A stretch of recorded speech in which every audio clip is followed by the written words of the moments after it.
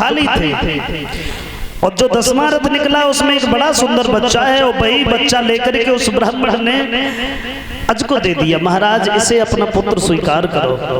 10वें रथ में जो बच्चा निकला था और इसीलिए उसका नाम दशरथ रखा गया। दशरथ का जन्म तो ऐसे हुआ। दशरथ थोड़े समझदार हुए तो इनका एक नहीं बल्कि 3 विवाह हुए। पहली पत्नी थी इनकी कौशल्या। ये कौशल देश के महाराज भानुमंत की कन्या थी। उनके साथ में शादी तय हुई। दशरथ बारात लेकर के गए। लंकापति रावण को मालूम पड़ गया कि जिन दशरथ और कौशल्या का विवाह हो रहा है, इनके घर में जो लड़का होगा उसके द्वारा ही हमारी मौत होगी। तो उसने कौशल्या का हरण कर लिया और एक काठ के संदूक में बंद करने के बाद जल में बहा दिया। शादी नहीं होगी, लड़का कहां से आएगा? हमें फिर कोई मान नहीं पाएगा। अब घर पे लड़की नहीं है, बारात द्वार पर पहुंच गई। अब तो बड़ी बेइज्जती की बात। तो महाराज भानुमंत के छोटे भाई थे, उन्होंने अपनी पुत्री सुमित्रा का विवाह दशरथ के साथ में किया। उन कौशल्या को एक ब्राह्मण देव ने निकाल करके अपने आश्रम पे रख लिया था। एक दिन दशरथ शिकार खेलते हुए उसी आश्रम पे गए। कौशल्या को पहचान लिया, जवाब दिया तुम्हारी शादी हमारे साथ में होने वाली थी, फिर तुम यहाँ कैसे आए? तो कौशल्या ने सारी बात बताई है कि महाराज रावण ने मेरा हरण करके और मुझे जल में बहा दिया और शादी के लिए आज भी हम मना नहीं कर रहे हैं, लेकिन इन ब्राह्मण देव ने हमें पुनर्जन्म दिया है तो एक बार इनसे हम आज्ञा जरूर लेंगे। जब ऐसी बात कही है तो ब्राह्मण देव ने कह दिया कि दशरथ अच्छे राजा हैं, इनके साथ में शादी करो। और तब शादी हुई। 6 फेरा पड़ चुके थे। आगे आगे दशरथ चल रहे थे, पीछे पीछे कौशल्या घूम रही। और रावण को मालूम पड़ा है तो वो हाथ में तलवार लेकर के दौड़ा और जैसे ही दशरथ ने देखा तो कौशल्या को आगे कर दिया, खुद पीछे हो गए। तब 7वां फेरा पड़ा और तभी से हमारे हिंदू समाज में एक रस्म बनी। जब तक 6 फेरा पड़ते तब तक लड़का आगे रहता है और 7वें फेरे पे लड़का पीछे हो जाता है, लड़की आगे हो जाती है। और फिर जीवन भर वो लड़का लड़की के पीछे पीछे घूमता रहता है। इस तरीका से शादी हुई। लेकिन रावण ने ये कहा है कि दशरथ भाई हम तो ये जानते हैं कि तुम बहुत बड़े बहादुर हो, लेकिन आज पता चला है कि तुम कायर बहुत बड़े हो। एक स्त्री की ओट ली है तुमने, तो अब हम तुम्हें मारेंगे नहीं, लेकिन ये संकल्प करते हैं कि तुम्हारे अंश से कोई संतान पैदा नहीं होने देंगे। इतना कह के चला गया। थोड़े दिन के बाद में क्या हुआ कि सुमित्रा के गर्भ से दशरथ के अंश से एक लड़की पैदा हुई जिसका नाम शांता रखा गया, जो राजा रोमपाद ने गोद ले ली और बाद में विभांडक मुनि के पुत्र श्रृंगी ऋषि के साथ में जिसकी शादी हुई। धीरे धीरे धीरे धीरे रावण को जब पता चला है तो उसने ब्रह्मा जी के नाम की तपस्या की। ब्रह्मा जी की तपस्या की है। ब्रह्मा जी सामने आए, का वरदान मांगो रावण। तो रावण ने वरदान मांग लिया कि महाराज दशरथ के अंश से कोई संतान पैदा नहीं। फिर दशरथ के घर में कोई संतान पैदा नहीं हुई। तीसरी पत्नी थी इनकी कैकेयी। ये कैकेयी कश्मीर के राजा अश्वपति की कन्या थी जो दशरथ के मित्र थे।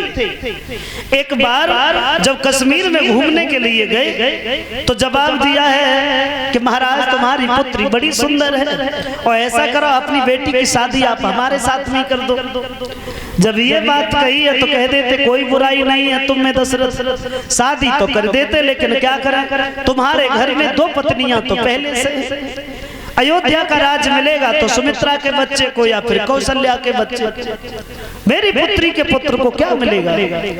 तो दशरथ ने ये कहा था कि कौशल्या और सुमित्रा से कितने भी पुत्र क्यों न हो जाएं, लेकिन तुम्हारी पुत्री के पुत्र को हम राज देंगे। ऐसा कहा और तब शादी हुई। सज्जनों, जब शादी कैकेयी के साथ में हो गई और घर पे चले आए, धीरे धीरे समय व्यतीत हुआ, लेकिन दशरथ के घर में संतान कोई नहीं हुई। तो एक बार तुलसीदास जी रामायण में लिखते हैं दशरथ को बड़ा दुख हुआ।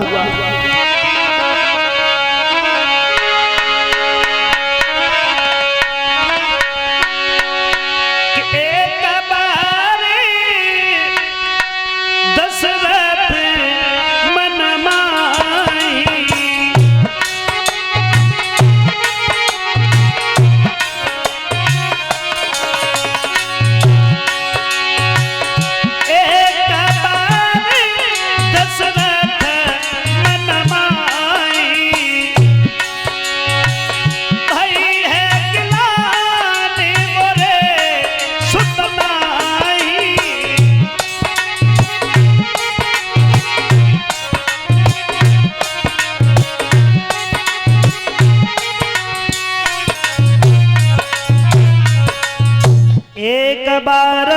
दशरथ मन माही और भैया ज्ञानी मोरे सुतनाई।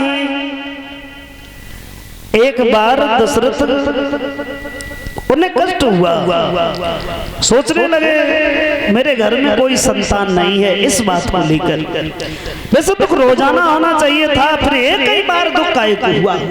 और जिस बार दुख हुआ फिर वो बार कौन सा था, किस बार दुख हुआ?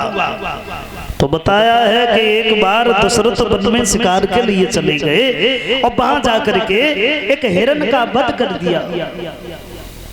एक हिरण का पीछा करते करते काफी दूर चले गए, लेकिन उस हिरण को मारने की कोशिश कर रहे हैं दशरथ। वो हिरण इतना मायावी है, कहीं तो खड़ा हो जाता है, कहीं दिखाई देने लगता है। वो हिरण खड़ा हो गया और एक बात कही, दशरथ तुम हमें मारना चाहते हो लेकिन मार नहीं पाओगे मुझे। क्यों? तो बताया, अरे जरा जाके सुतना होई ताकि हाथ मेरो मरण न होई।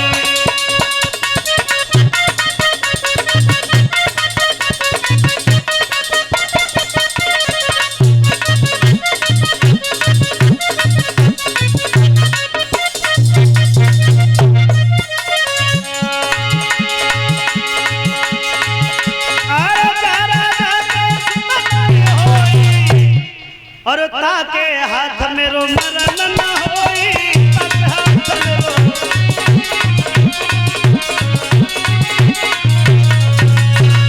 बोले जा राजा के सुतना होई और ताके हाथ मेरो मरण न होई। जिस राजा के घर में कोई संतान नहीं होगी उसके द्वारा मेरा वध नहीं हो सकता। ये बात जैसे ही कही है तो दशरथ सोचने लगे भाई अब तो पशु पक्षी भी हमारा अपमान करते हैं, ऐसे जीवन से तो मर जाए तो भला है।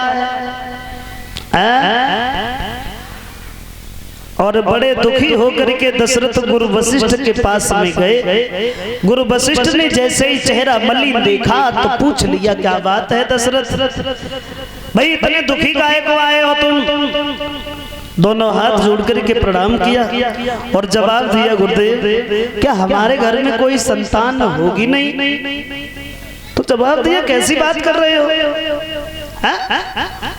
तुम्हें क्या लगता है कि तुम्हारा वंश यहीं पे समाप्त हो जाएगा? अरे दशरथ थोड़ी तसल्ली रखो भाई, किस्मत से ज्यादा और समय से पहले कुछ नहीं होता है। सुनो,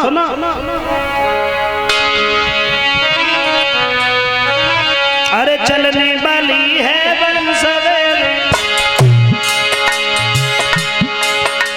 चलने वाली है वंश वेले, चतुर्थ की विशद चाल होकर हे भूप एक क्या चाल लाल, आते ही लोकपाल बनकर।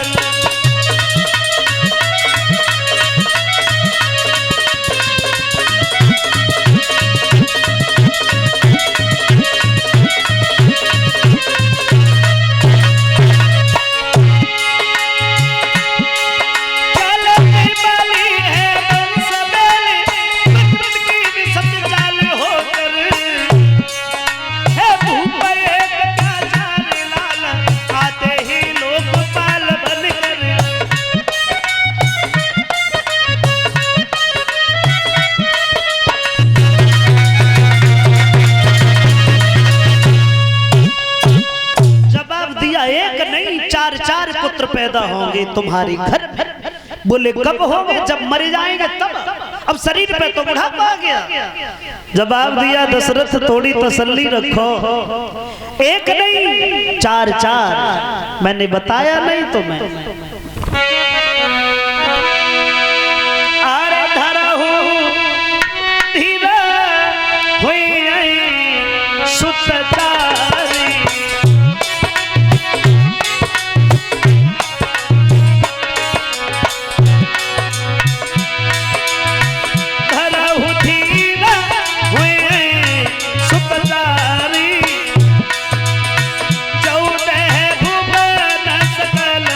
भैया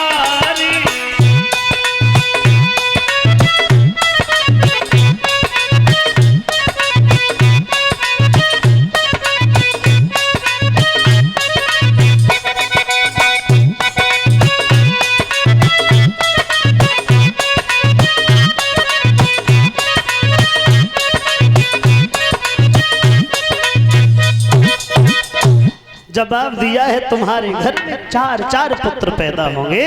बोले कैसे होंगे? बोले ऐसे नहीं होंगे। फिर तुम ऐसा करो, अपने घर पे पुत्रेष्ट यज्ञ रचाओ। कौन करेगा? बोले उसके लिए श्रृंगी ऋषि को बुलाओ। श्रृंगी ऋषि आए। कब आए? तब आए जब दशरथ खुद पैदल चल के आश्रम पे पहुंचे, नंगे पैर चल करके गए और तब बुला करके लाए। श्रृंगी ऋषि वशिष्ठ बुलावा और पुत्र काम शुभ जग रचावा। श्रृंगी ऋषि आए हैं। श्रृंगी ऋषि ने आंगन में पुत्रेष्ट यज्ञ किया और जब वो यज्ञ पूर्ण हुआ तो उस यज्ञ कुंड से ही अग्निदेव प्रकट हो गए। खाली हाथ नहीं थे, उनके हाथ में एक हवी का कटोरा था, एक खीर का कटोरा था।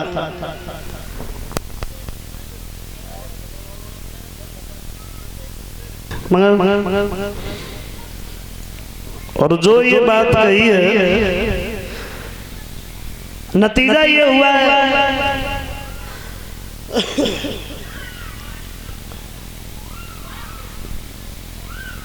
दशरथ की ये बात सुनकर के जैसे ही देखा है कि अग्निदेव प्रकट हुए हैं तो खाली हाथ नहीं है, उनके हाथ में एक खीर का कटोरा है। भाई खीर लेकर के दशरथ को दी और दशरथ खीर लेकर के महलों में गए हैं। तीनों पत्नियों के साथ में उस खीर का बंटवारा किया।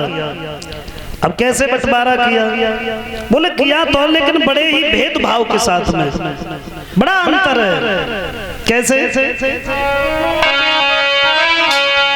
कि अरथी भाग कौशल्य ही दीना और युभय भाग